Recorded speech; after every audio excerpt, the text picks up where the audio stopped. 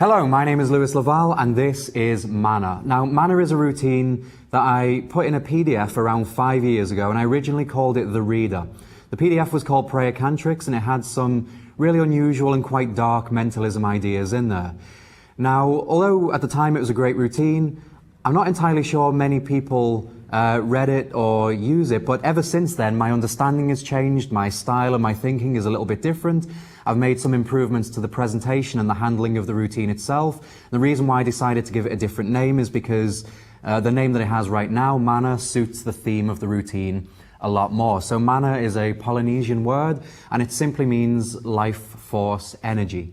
And just so I can get this right on camera, I am going to read out the definition of Mana. So in Melanesian and Polynesian culture, Mana is the spiritual life force energy or healing power that permeates the universe. Anyone or anything can have Mana. It is the cultivation or possession of energy and power rather than being the source of power. It is an international force. And because in this routine, you are essentially talking about energy, or at least in the presentation I use for the routine, you're talking about energy and then you're having somebody else use that exact same energy to find an item that they've written on. It just suited the theme a lot more. Now, you don't have to use the presentation that I use, but I'm going to give you everything here, my script, my handling, and a couple of extra ideas, and then you can take them and do whatever you like with them. Make them yours, perform it exactly as I do it. I really don't mind. The choice is yours. So, with that being said, let's jump right into Mana.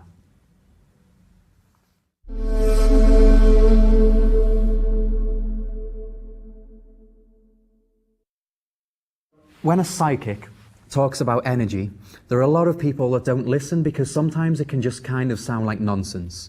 But then when a scientist talks about that exact same energy, suddenly everybody listens because it's our most fundamental understanding of the universe.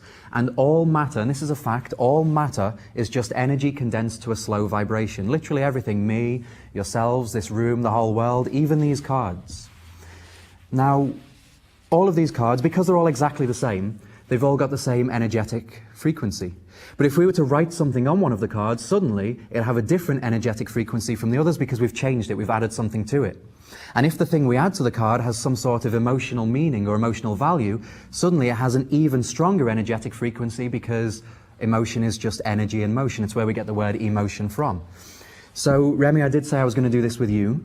So I'd like you to think of somebody that's important to you, somebody that you've got an emotional connection to, but just because of what happened a moment ago, please think of somebody who's alive and well. Have you got someone in mind? So this, you're not choosing your favorite person in the world, this is just somebody that's important to you. Just if, don't tell me what it is, just think of them. Okay, yeah. Yeah, perfect. Okay, so I'm going to hand these to you, and just on here I'd like you to write just their first name so that we can all see it nice and clearly at the end, because I'd like you to not show this to anybody.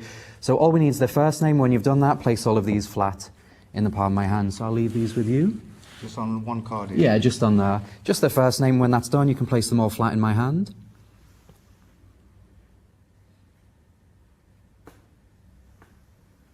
Perfect. And if you could recap the pen for me, that'd be great. Thank you. So we're going to leave your card here for just a moment, and there's 3 left. We are going to be keeping these ones blank, but Remy, what I'm going to ask you to do is take all of these and mix them up with this one on the table face down so that even you don't know which one is which. All right. And then if you could put them in a nice line in front of you.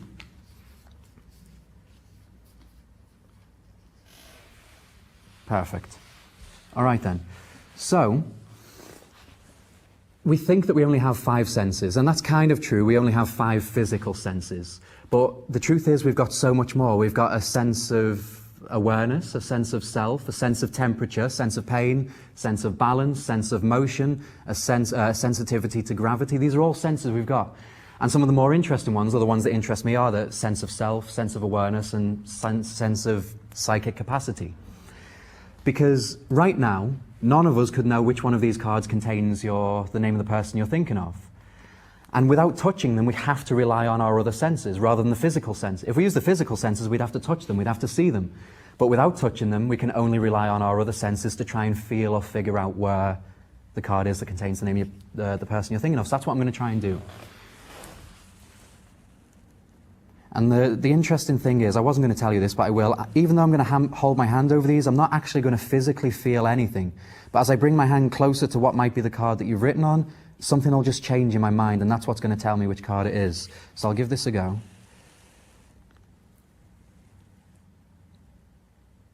I might have to do this in reverse. I'll try and find the blank ones. It'll be easier for me to eliminate the blank ones. And I think, there's nothing here. I can't feel anything here. This one must be blank. Okay, excellent. I'll go for another blank one. All right, there's something here and I can't figure out which one it is. This one's definitely blank. Okay, excellent. So if I can do this, that means you must also be able to do this too. So here's what we'll do. If you can hold your hand out flat like this for me, I'm going to mix these up just a little bit more.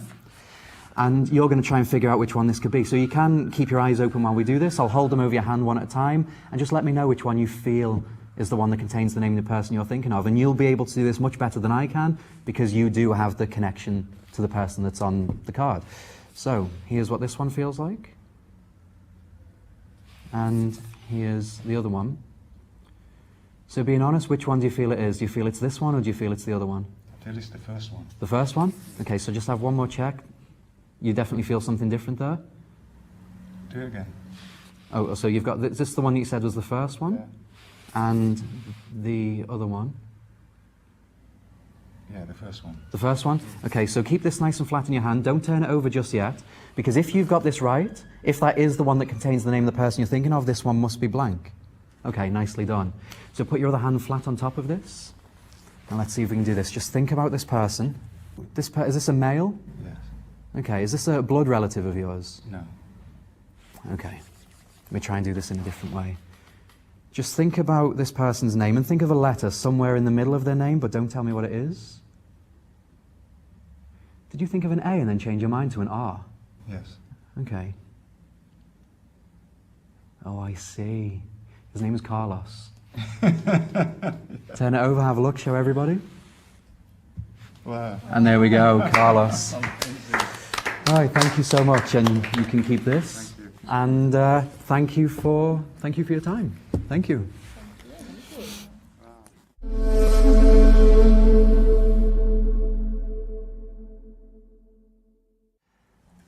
All right, so let's put all of the presentation and all of the scripting aside, and we'll start with the absolute basics.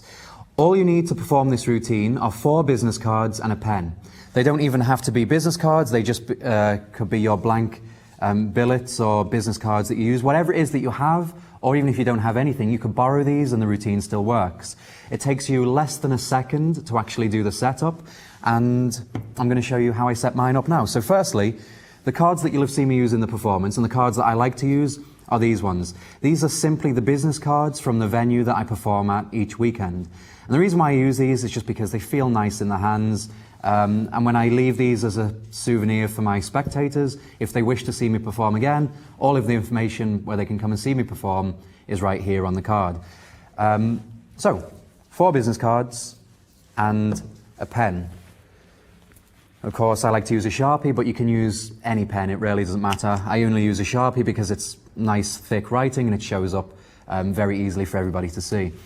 All right, all you need to do to set this up is you're just going to mark the back of any one of the cards.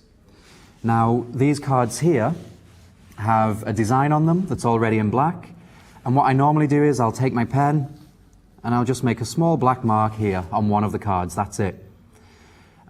Just so it's easier for you to see this on camera, I'm going to do this, just so you can see it. This is going to be my mark card. Now, of course, I wouldn't do that in a performance. All of the cards have to look identical. The mark that you're going to put on the card is a secret. Only you should know this. So it would be something small on the back of your card. Whatever design you're using, find something in there to color in, or just do a small line or a dot on the card. All you need to do is be able to recognize that card when it's mixed amongst the others. If you're using blank cards, of course, it's not really a good idea to do a Sharpie dot on the back of here because everybody will see it. You could just do a dot with a pencil. Take a pencil, stick a dot in the corner, and you're ready to go.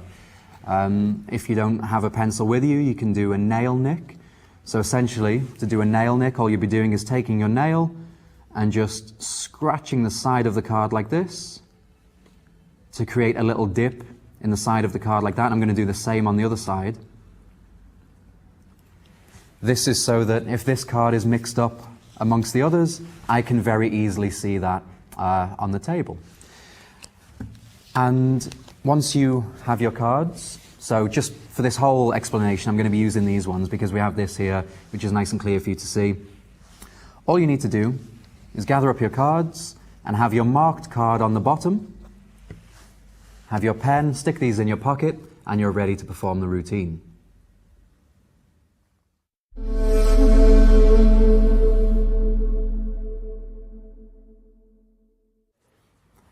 All right then, so to begin the routine, you can start with just bringing out the 4 cards and the pen. Sometimes I will have been performing with a stack of cards already, so I'll have a huge stack of business cards.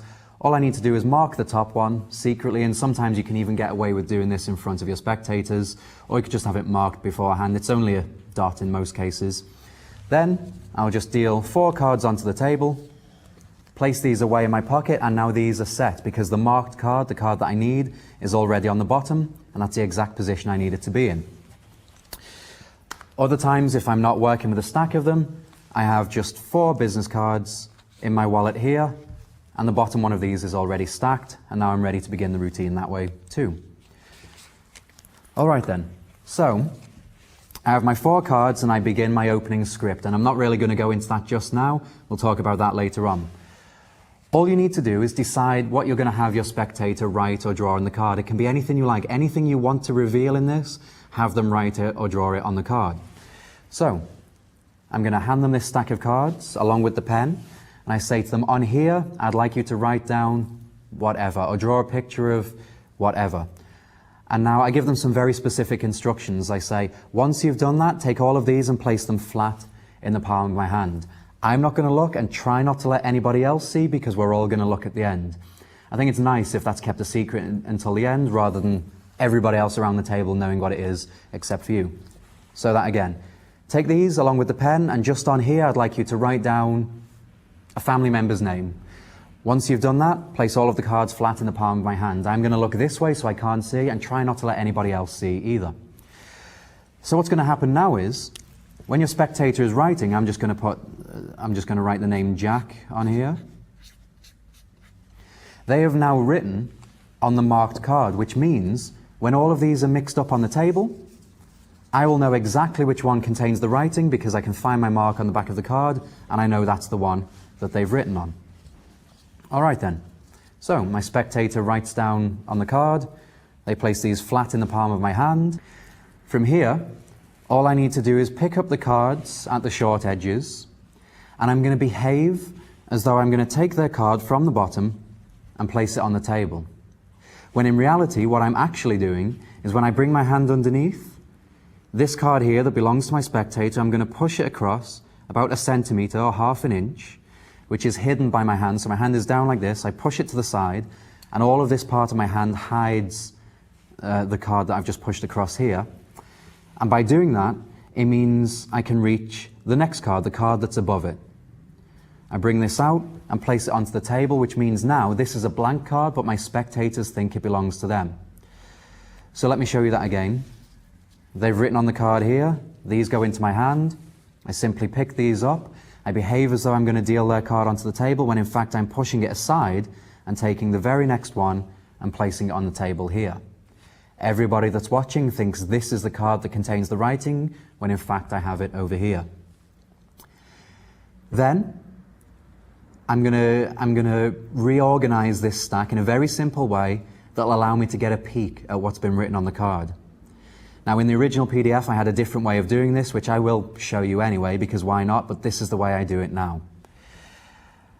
I simply hold these cards, I reverse the order of them, so I take the top one into my hand, and then the next one, and then this one goes on top, which means my spectator's card is now here on top. And as I'm doing that, I say, we have 3 cards left, and it looks like you're just counting them. From here, I want to show that they're all blank. So, with this hand, I pick up the cards, I show the bottom one because it's safe to do so because this is one of the blank ones, and I'm going to do a very simple frustration count. So I've shown the bottom card, I bring these back down, I use my thumb of this hand to drag the top card off which is the one that contains the writing. I then turn these face up again to show what looks like another blank card when in fact it's the same one. I bring my hand back down, repeat that action again, taking off the top card here. And I lift this up again, once again showing the same card again, but it looks like I've just shown 3 blank cards. And I drop this on top. So when done at speed, it looks like this. I've dealt their card down onto the table, or what looks like their card when in fact it's really over here. I say, we've got 3 cards left. We'll be keeping these ones blank. And in that action, I've just shown what looks like the 3 blank cards, so that one must be theirs, when in fact the card that contains the spectator's writing is now back on the bottom. Now I'm ready to do my peek. So, I was actually going to bring you into another section, but I really don't need to. It's the easiest thing in the world. To get the peek, all you need to do is pick these up and have a look at them. As you say to your spectator, I want you to take these 3 cards and mix them up with your one so that even you don't know which one is which. And the moment they do that, they're going to destroy all evidence that you had their card the whole time. They mix the cards face up on the table. Once they've done that, you ask them to leave them in a row on the table in front of them. That's exactly what they do. From here, it's too easy for me to just continue talking about the rest of the effect, but I do want to go over the moves, and there are only a few moves. I want to go over those one more time just to make sure I've explained them clearly and you understand what's happening and where we're up to. So, I have 4 cards. One of them is secretly marked so that I can recognize it but nobody else can, and that one's on the bottom. I hand these to my spectator along with the pen, and I ask them to write or draw whatever it is I need for the routine on the bottom card. In this case, it's a name. I ask them, once they've done that, to place these flat in the palm of my hand, which they do. I then pick these up while I talk and gesture for a moment. I behave as though I'm going to put their card down onto the table, when in fact I'm sliding the card aside and taking the very next one instead. But to everybody watching, it looks like that's the card that's been written on. Then I don't even need to square these up, I don't need to do anything. I take these into my hand and say we have 3 cards left. This brings their card to the top. As I say, we're going to be keeping these ones blank.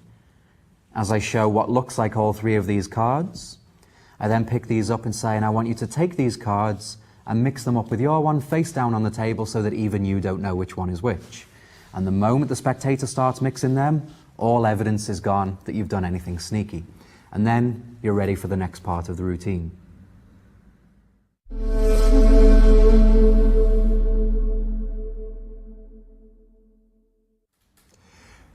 So now I've shown you the method I use now to get my peek. Before we move on to the rest of the routine, because from here onwards it's super easy, before we move on, I am going to show you the original handling that I wrote down in the PDF. And if you want to use this, you can. If you want to use the version I've just done, you can. But ultimately, both peaks land you in the same situation, in the same position. And there's not actually that much difference, but there is a reason as to why I changed it, and I'll explain that in just a moment. So, originally in the PDF, this is the handling you'll find. Once the spectator is written on the card, they place these in your hand. You're doing the same thing again, so you behave as though you're putting it on the table when in fact you're sliding it across and putting the next one down. In the PDF, this is what I did. I would take the card off the top, just as I'm talking about the cards, and I put it on the bottom. This now leaves the spectator's card in the middle instead of on the bottom or the top. Now because it's in the middle, from here you still can do a frustration count, and it will stay in the middle, and it looks like you've just shown all the blank cards. But the original peak was this. I would turn these face up so that my spectators could see them. Then, in giving them the instructions to take these cards and mix them up with that one, I would tilt these up and I'd simply reverse the order of them, and then I'd tilt them back down again. Now what's happening is when I tilt these up and reverse the order, that gives me a look at the card and it looks like I haven't been able to see anything.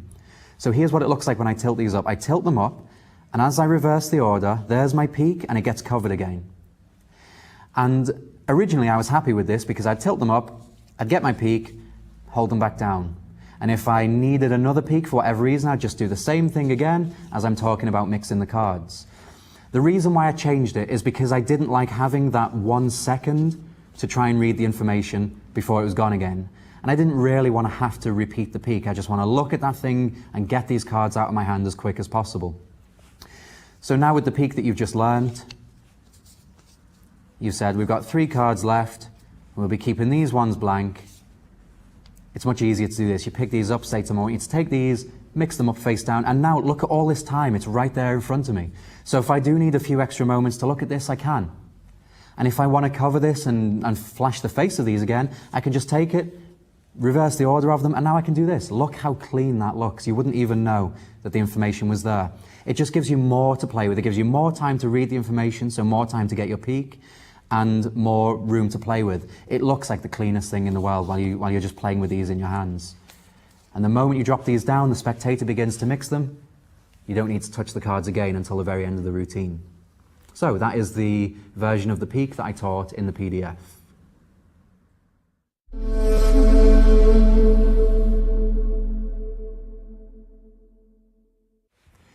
All right then, so no matter which peek method you've used, this is the situation you're now in. Your spectator has mixed up the cards face down on the table so that even they don't know which one is which. And there's no way they could know anyway, because if you think about it, if they were following the one that you placed on the table, it wasn't even theirs to begin with, so there's genuinely no way they could know which one is theirs. But all you need to do is, as you're talking, scan your eyes across the cards and locate which one is the one that contains the writing. In this case, it's this one right here. Now, depending on your presentation, there's a couple of things you might want to do, and I'll talk about that later on, but just to keep things nice and simple, all of this next part is acting. You're going to hold your hand over these to try and sense which one contains the writing. So it's all acting. You can play with this as much as you like. Now, please don't immediately find it. Don't go, oh, it's this one, and turn it over or do anything like that. It's better to eliminate the blank ones because it just theatrically, it's just prettier. So I'm going to hold my hand over these, going back and forth a few times. And the nice thing is, you will all, because you're only using 4 cards, no matter where their card ends up, of course it's always going to be next to another one. And that gives you something fun to play with. And I'll show you what I mean in just a moment. So in this case, it's here. I'm holding my hand over these, and I don't want to eliminate this one. So I'm gonna say to my spectators, all right, there's nothing, I'm not feeling anything here. I think this one is blank. And I announce that I think it's blank before I turn it over. I want there to be a clear sort of moment there, because I don't want my spectators to think, I think this one's blank, and I've just turned it over and announced it when I've seen it. So I announce that I think it's blank, I pause, and then I turn it over. Okay, I think this one is blank. Turn it over, push it off to the side. Let's continue. And now what's nice is, these two are a little bit close together, and I know it's this one. So I can say to them, just as a presentational thing, okay, I can feel something here. I think it's one of these. And there's nothing here. This one also is blank. Pause, turn it over, push it off to the side. And don't forget to look at it as well. That's the thing. Don't just say, I think this one is blank, and turn it over and put it off, because you too need to find out whether or not it's blank, because they don't know that you know it is, if that makes sense. I feel that this one is blank. I pause, I turn it over, and I genuinely look. Perfect, I place it off to the side. Now in the original PDF, it was the same thing here. This is the blank one, you turn it over, and there's one left for you to hold your hand over, and then reveal the information. But I've changed things up a bit. I'm now left with 2 cards. And if you wanted to, you could. You could just eliminate the blank one, hold your hand over this, and then reveal it, but why not do this? Because in my presentation I talk about energy and sensing a connection to the cards, the person who wrote on this has got a much stronger connection to what's written than you have, so wouldn't it make sense that they can find it? Why don't you let them be the ones to find the final card? So there's a very, very simple way of doing this, and it always works. There's no risk of this going wrong. All you'll be doing, like you saw in the performance, I had the gentleman hold out his hand, and one at a time I was holding the cards over his hand, and I said to him, you know, tell me which one you feel it could be. And he took a little bit longer on it than I expected him to, but that's fine. It just shows me that he was genuinely trying to do this. He was genuinely concentrating to see if he could actually feel. So that's fine. If they do take their time, let them. Don't hurry them along, because ultimately they're going to get it right, and it's going to feel good for them. But before you move into this, just as a bit of fun, you could say to your spectator, okay, just point to which one you think it is, or which one you feel it is. And if they point to the right one there and then, push it towards them and say, if you're right, this one must be blank. Turn it over, and of course it is. If they point to the wrong one and they say, I think it's this one, you can say, interesting. Okay, well, let's try this. Hold out your hand like this for, and then just move straight into this piece I'm going to talk to you about now. So, you have your spectator hold out their hand. You pick these up, mix them up a little bit if you want to. Doesn't really matter, as long as you know which one is the one that contains the writing, and in this case, it's this one here. My spectator's hand is here. I'm only ever going to hold the correct card over their hand. Even when it looks like I switch them, I'm not actually switching them. They're only ever going to get the correct card over here. So no matter when they say they think it's that one, they will always be right. And here's how you do that. So let's say, for example, their hand is in this area here. This is the one that contains the name. I hold it over their hand and I say, okay, just pay attention to what you can feel here. This is what this card feels like. So let me know if you feel that it's this one or this one. And as I say, or this one, I bring it back, and I'm not actually switching these cards. All I'm doing is a little move that I came up with a while ago that suits a few routines that I do. As I bring this one back, all I'm doing is placing the cards together, smushing them around in a little circle, and bringing the same card back again. Now, I know that sounds and looks ridiculous, but at full speed, it looks like this. So you've had this card here, you do this, and bring this one back, and because all of their focus is here, they can only really see you in the peripheral vision. Nobody is really, and in this situation, nobody's expecting you to do anything sneaky anyway. Why would they? You're having them do this and sense this. You're not doing anything. So there's no heat on the cards at all, and nobody's expecting you to do anything anyway. All of the focus is here. This is what this card feels like. You bring these together, and what I'm doing is I'm using my fingers on this card, I'm placing this card on top, and I'm using my thumb, and I'm just kind of pushing the cards past each other, and then back again to bring the same card back over here. And again, at speed, it looks like this. Now, of course, you're watching this on camera, and if you're staring right at this, it's not going to look much like a switch. But it is deceptive enough in the moment. I've never been caught with this, and no other performer I know has ever been caught with this.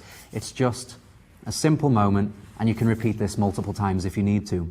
So at any point, and most of the times you do this, you will only need to do the switch once anyway. It was just in that performance that I did last night, the gentleman took his time and he wanted to feel the cards a few times, and that's absolutely fine. Let them. It really doesn't matter. The moment they say, yep, I feel it's this one, place it in their hand and say, okay, don't turn it over just yet. So leave that in the hand and say to them, now, if you've got that right, if you've got this correct, then this one should be blank. Pause for a moment, turn it face up and reveal that it's blank. Place this off to the side, and now ask your spectator to put their other hand flat on top of the card. So this is in the hand, they put their other hand flat on top. From here, you can just look at them, place your hands around theirs, and because you peeked that information right at the beginning, at this point there's no way in their minds that you could know what that is. There's no way you could have seen it. You looked at that information so early on and so quickly in the routine, and so much has happened since then, they've forgotten even how you begun the routine. There's no way they could know how and when you looked at this information. So for them, this feels like the real deal, and from here it is all just acting. Depending on your style, your presentation, or the routine that you're doing, there's various ways of revealing this, but it is acting. Imagine this was taking place in a film where the character had genuine abilities. What would that look like? What would the character do in that situation? And then just act it out.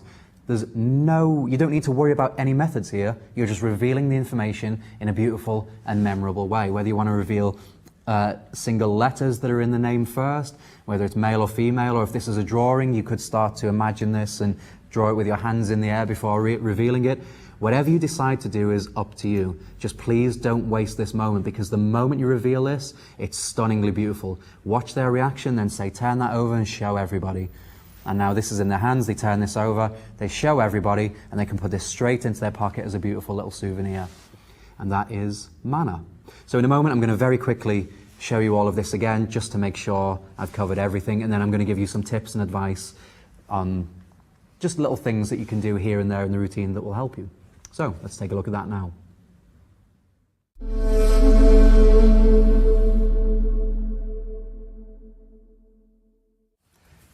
All right, so now I'm going to show you a very quick overview of the whole thing again, start to finish, just so you can see how everything looks when it's put together. And I'll be doing this at kind of half performance speed, but as you'll see, it's still pretty quick. So I've got my 4 business cards, and I have the top one marked in a way that only I can recognize it. I bring these out of my pocket, deal them down onto the table, and now it's set. The card that I need is on the bottom. I square these up, hand them to my spectator along with the pen, and I ask them to write or draw whatever I need for the routine. In this case, it's the name, Jack. I ask my spectator, once they've done that, to place these flat in the palm of my hand, which they do. I bring these over as I'm talking for a moment. Then I behave as though I'm about to deal their card onto the table when I'm pushing that bottom card aside and taking the next one. This one goes down. I say, now we have 3 cards left. We'll be keeping these ones blank. And I'd like you to take all 3 of these cards and just mix them up face down with this one so that even you don't know which one is which. The spectator mixes these around. And as I'm talking, I'm just scanning the cards with my eyes just so I can locate it. In this case, it's here again. I hold my hand over these one at a time. This is all acting from here. There's nothing here. This one's blank. Pause, turn it over, place it off to the side. Any other one you like. It's not this one. This one's also blank. Pause for a moment, turn it over, have a look. It's definitely blank. This goes over here. There's 2 left. If you want to, you could just repeat the same thing again. And when you get down to the final one, keep your hand here and reveal the information. Or if you wish to have them find it, you can say, okay, I'm going to have you do this. Of the last 2, which one do you feel like it is? And try not to say that which one do you think it is, which one do you feel it is, because you've been trying to feel this as well. If they say the correct one, push it towards them. Say, if you're right, this one must be blank. And then continue with the reveal from there. If they point to the wrong one, say, interesting. Okay, let's try this. Hold out your hand like this for me. So they do. I'm going to pick these up, mix them around a little bit. I'm going to take the one that contains their writing, hold it above their hand and say, okay, so this is what this one feels like. Pay attention to anything you become aware of. Then, once they've had a moment with this one, you're going to do the false switch and say, now here's this one. And if they say they think it's this one, great, place it down in the hand. If they say, I think it was the other one, just do the same move again. Just wait for them to confirm, yep, I think it's this one. Place it flat in their hand and remind them at this point, don't turn that over yet, because the first thing they're going to want to do is, look, don't turn that over yet. If you've got this right, then this one must be blank. Pause, turn it over, it's blank. Then ask them to place their other hand flat on top of this, look at them, and then take all the time you need in your own way, in your own style, in your own presentation, to reveal whatever that information is. The moment you've done that, ask them to turn it over and show everybody, and then when everybody sees it, they'll know you've got it right. And at the beginning, this is why you're asking them not to show anybody else. It's so you can have that extra moment. Because if everybody watching this saw the name, they're all in on this together now, leaving you alone. But if they don't know what the name is, they're at the same level as you. They don't know where it is, and apparently neither do you. They don't know what the name is, and apparently neither do you. So when you've located the card and when it comes time for you to reveal that information, they can appreciate just how difficult this must be, or how impressive this must be, or how strange or unusual this must be, whatever. It puts the rest of the audience on the same level as you, so they can follow this along and appreciate just how impossible this is. So you've asked them not to show anybody else, and then once you reveal this, only the person that wrote it will react, and everyone's going to look to their face to see if you got it right. And then the moment they do, there's that extra moment where you ask them to turn this over and show everybody. Now it confirms for everybody that you did, in fact, get this correct. And that is it. That's the routine start to finish. Now in the next section, I'm going to talk to you about a few extra little tips and ideas that you can use that will really help you when performing this routine, and maybe a few other routines that you do as well. These are kind of useful techniques that you can apply to anything. So let's take a look at that now.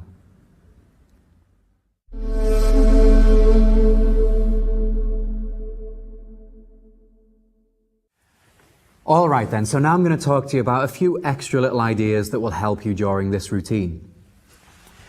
So, firstly, there's something a little bit interesting I do with the pen.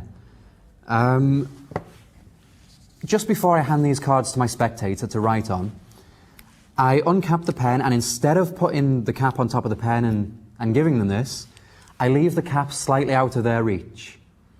I then give them the pen all by itself, and I ask them to write this information down. Now, the cap is off to my left.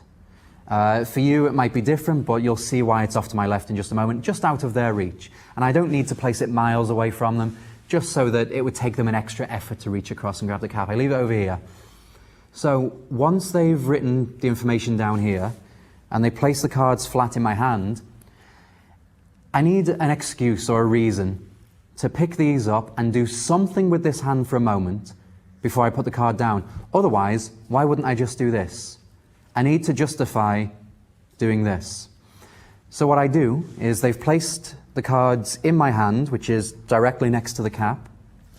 I then re-grip the cards here, so I can take the cap and just say, and recap the pen for me. Now, and that's perfectly motivated. So they give me the cards, I pick these up and I say, and just recap the pen.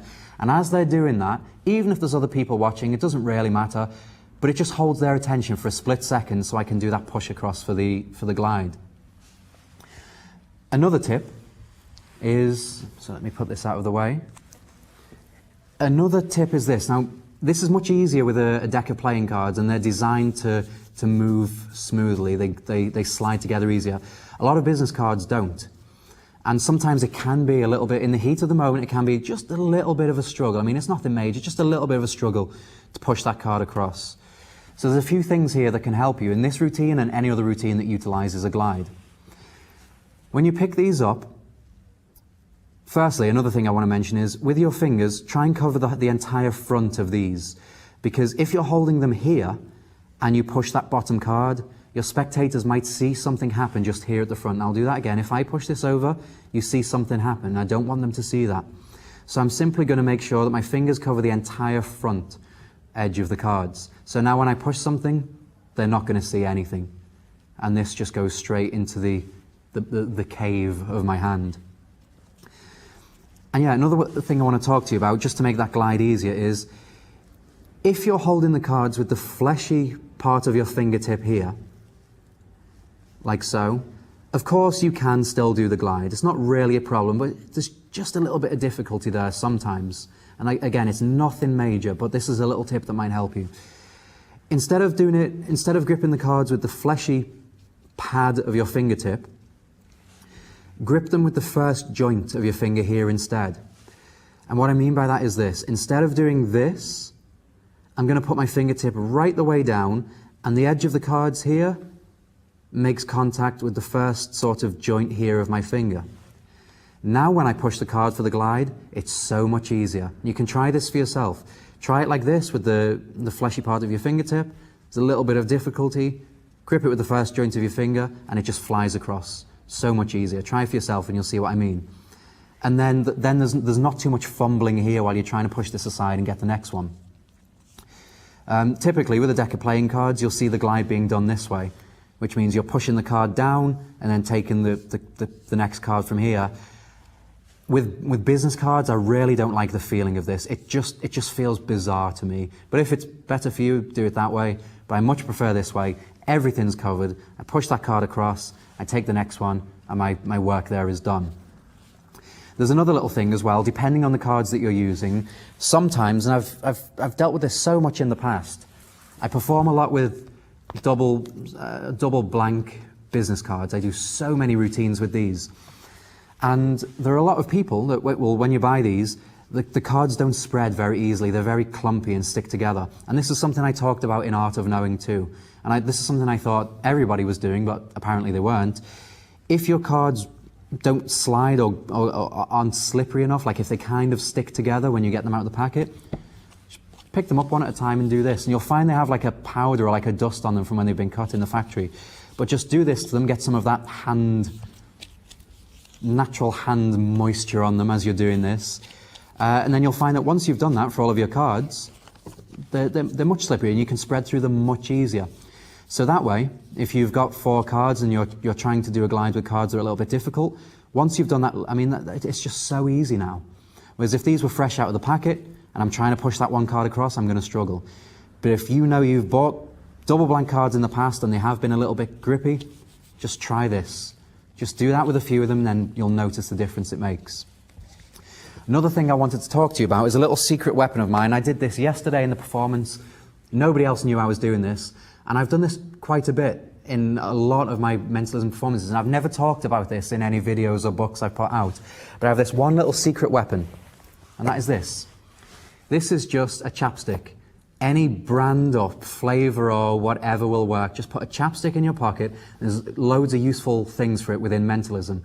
I won't talk about many of them here. I'm just going to stay on topic with this routine. But by having a chapstick in the pocket, and again, it doesn't matter what the brand is, I'm going to have it rolled close to the top with the cap on, and this is in my pocket. This is so that if my hands are cold, or if I feel like I'm going to struggle to handle these in any way, and it happened yesterday, I was in this exact space, it was a little bit cold, these cards were fresh out of the box, and I mushed them around a little bit, but my hands were still too cold. And I knew there was two things I'd have to do. One of them would have to be this glide, and the other one would have to be the frustration count. I needed my hands to warm up a bit or have a bit better grip on them. So what I did was this, and I've done this plenty of times before, nobody ever knows you're doing it. You reach into your pocket, pop the cap of the chapstick off, run your thumb across the top, leave this in your pocket, and now when you bring your hand out, you've got this to just smush across your fingertips.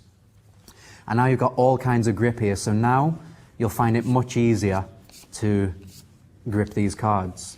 Another thing you can do is if you want to, before a performance, just put some of this on the back of your hand. And then you might not use it, you might not need it, but chapstick will never dry. So you can leave that on your hand, and then if at any point during the routine you feel like you need some extra grip, just touch that with your thumb, spread it across to whatever fingertips you need, and now you're ready to go. Such a useful tip. The amount of times I've done that, it's saved me. And if you don't need it, just leave it there. But it's not going to dry, so it'll stay there for your whole performance. You know, if you get to the point where you need to do that frustration count, and you're going to be grabbing the cards with your thumb, if you need that little bit of extra grip, just touch the back of your hand, touch that chapstick, and then that's going to give your thumb all the grip you need to be able to do this effortlessly. And that is my secret little chapstick tip. All right, and I think that's it for extra tips and ideas. Now let's talk about a little bit about the presentation.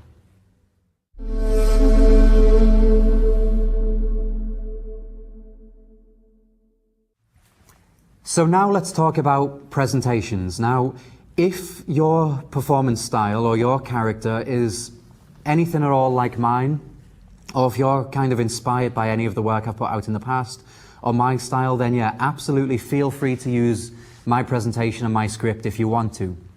I like to talk about energy simply because it's something I'm interested in. I'm interested in spirituality. I'm also interested in science, and the unique thing about energy is psychic and spiritual people talk about energy all the time, and so do scientists, and they're pretty much talking about the same thing. But for a lot of people, it makes more sense to hear a scientist talk than it does to hear a spiritual person talk, even though they're talking about the same thing. One thing I will say, if you're talking about spirituality, so this is what I try to do, if I'm talking about some sort of spiritual concept, I can kind of poetically say anything that I like. But if I mention anything to do with science, I always like to back up what I'm going to say, just to make sure it's true or close to the truth as I can find. Because if one of my, and it's happened to me before, if one of my spectators happens to be a scientist or a physicist or something, you don't want them to kind of go, well, no, that's not true, in front of everybody. So at least if you've backed up your, not really your claims, but if you've backed up what you're saying, then there could be somebody in your audience that goes, yeah, that's true. And then that looks great in front of everybody else because this scientist has just confirmed what you've said.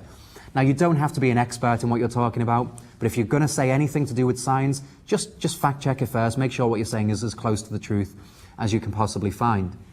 Now, it was great yesterday because when I had those spectators, I could have picked any one of those people, but the gentleman that I did the routine with, when he walked in, the way he introduced himself and the way he spoke, down to the way he dressed, I knew he'd be the perfect person for this because he too was interested in energy and things like that. And you'll notice he closed his eyes and he took his time during the routine. It was a really unique moment for him, and that's why I'm glad I chose him for this. And another great tie-in to that, so it was great for him because these are what he's interested in anyway. But for everybody else, you'll notice I was talking about our senses. Now, it is true that we do have 5 senses, but those are our 5 physical senses. We actually have around 22 senses. 14 of those are ones that you can recognize straight away, and the rest of them are a little bit more abstract, such as sense of awareness, sense of self, sense of psychic capacity, and things like that.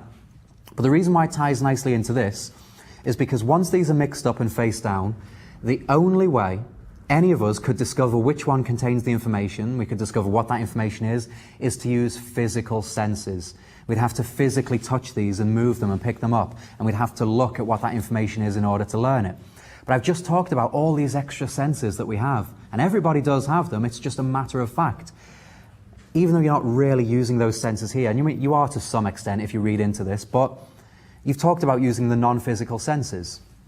And it ties in perfectly. You're going to discover the information without using any of the 5 main physical senses. It's just a nice thing that you might want to play with. Now, if you're not interested in sensing anything or using the senses or energy or anything like that, you could do this in a psychological way instead. And here's just a very quick example of what I mean. So let's say your spectator has written something down, they've mixed these up, and you're ready to go with a psychological presentation. You can say to them, okay, I'm going to ask you 4 questions. I'll ask you these one at a time. I'm going to ask you a question, a very simple question, but before you answer, I'm going to show you the face of this card, and then we'll do the next one, the next one, the next one. If the card you see is blank, if it's one you haven't written on, tell me a lie. Lie to me. But make it a believable lie. Don't go with something crazy, make me believe it. If, when I ask you the question and show you the card, it's the one that you've written on, tell me the truth. And again, make it seem like it fits with the others so that I can't tell if you're lying or telling the truth. So then, you go with the first one, you hold this up, ask them a very simple question, say, now think about your answer, figure out if you're going to lie or tell the truth. If it's blank, lie to me. If it's there, if it's the right, and tell the truth. Ask them a question, something silly. What colour is your front door? Now, because I know that's blank, I know they're going to lie to me. So I can look them dead in the eye and go, no, you look this way, you did that, you did this. Your front door is not red, that was a lie, this is blank, place it off to the side. And this can be really engaging for everybody taking part. And you could do this with multiple people. You could turn to somebody else and do the same. And again, you're lying, telling the truth. When you get to the one that contains the writing, you know they're going to tell the truth. So you could hold this up, ask them the question, you know it's the truth. So you could say, ooh, okay, I'm not sure about that one, we'll come back to it. Pick up another one, yep, that one was definitely a lie. Pick up the last one, place this down and go, okay. So based on the answers you've given me for these and the way you reacted when I spoke to you and I was holding this is the only truth you've told me. This is a lie, this one's blank. Place it off to the side and then push this towards them. Now again, to reveal that name, you could do whatever. You could ask them to think of the first letter, and you could go the whole lie, truth teller thing. Or you could, call out, you could say, think of the first letter of this. I'm going to run through the alphabet. In your mind, shout stop, only in your mind when I get to the first letter. And of course, you know what the first letter is.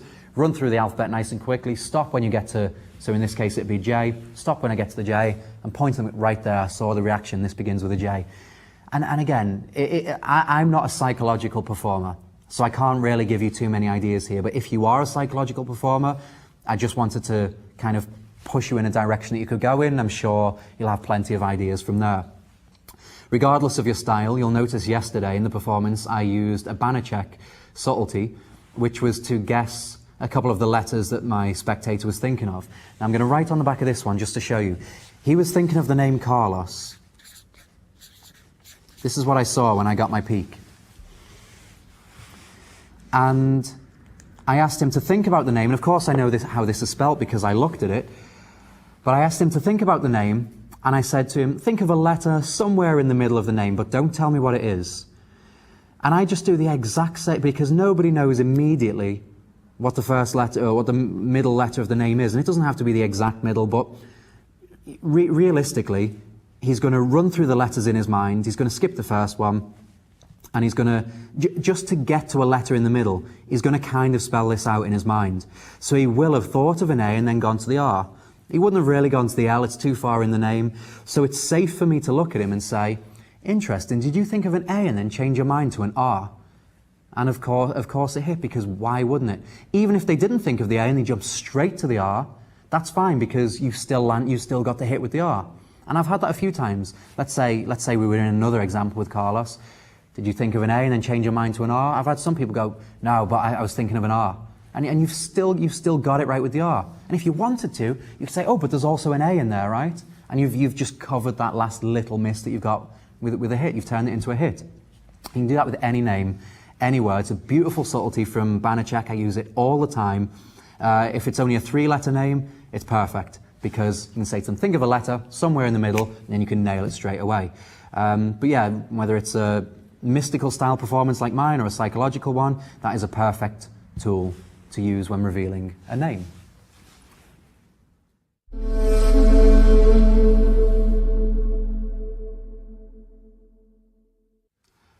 All right then, so this was my routine, Mana. As I say, I gave it a different name. It used to be called The Reader.